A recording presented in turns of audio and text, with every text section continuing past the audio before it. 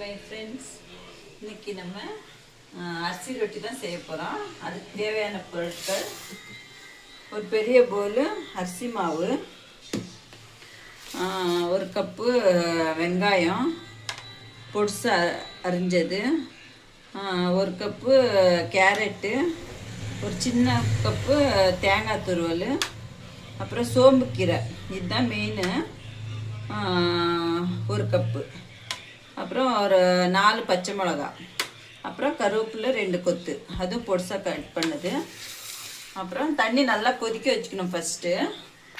அப்புறம் 2 cover cut பண்ணி வச்சுக்கணும் அதை தட்டுறதுக்கு. சரியா? இப்போ தண்ணி நல்லா கொதிக்க வச்சுக்கணும். இப்போ நல்லா கலக்கிக்கலாம், அதெல்லாம் பிணைஞ்சிக்கலாம் எல்லாம் போட்டு. மாவு அது எல்லாம்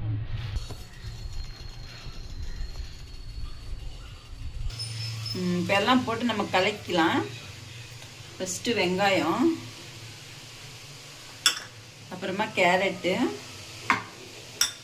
அப்புறம் தேங்காய் துருவல், அப்புறம் சோம்புக்கீரை, அப்புறம் பச்சை மிளகா, அப்புறம் கருவேப்பிலை, இதெல்லாம் போட்டு நல்லா கலக்கலாம் ஃபஸ்ட்டு.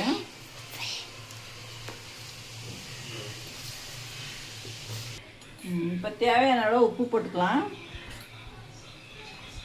அப்புறம் நல்லா சுடு தண்ணியை இதில் ஊற்றி கலக்கணும்.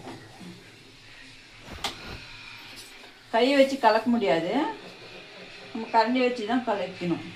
அப்புறமா அது நல்லா கொஞ்சம் ஆறின பிறகு அப்புறம் கையில் நல்லா மேஷ் பண்ணிக்கலாம். சரியா?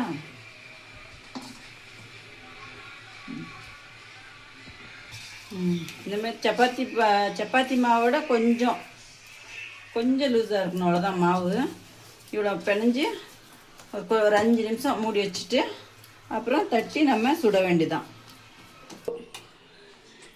கவருக்கு கொஞ்சம் எண்ணெய் தடவிக்கணும், அப்போ தான் அந்த ரொட்டி தட்டினா தீயாமல் கைக்கு வரும். அப்படியே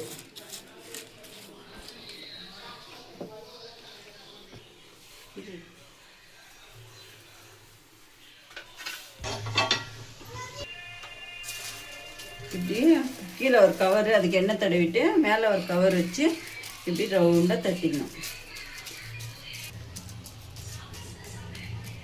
இப்போ நல்லா கல் காஞ்சிருக்கு. இப்படி பேப்பரோடு எடுத்து இப்படி கையில் எடுத்து இப்படி போடணும். போட்டு மேலே கொஞ்சம் எண்ணெய் ஊற்றி நல்லா முருவலாக வேக வைக்கணும்.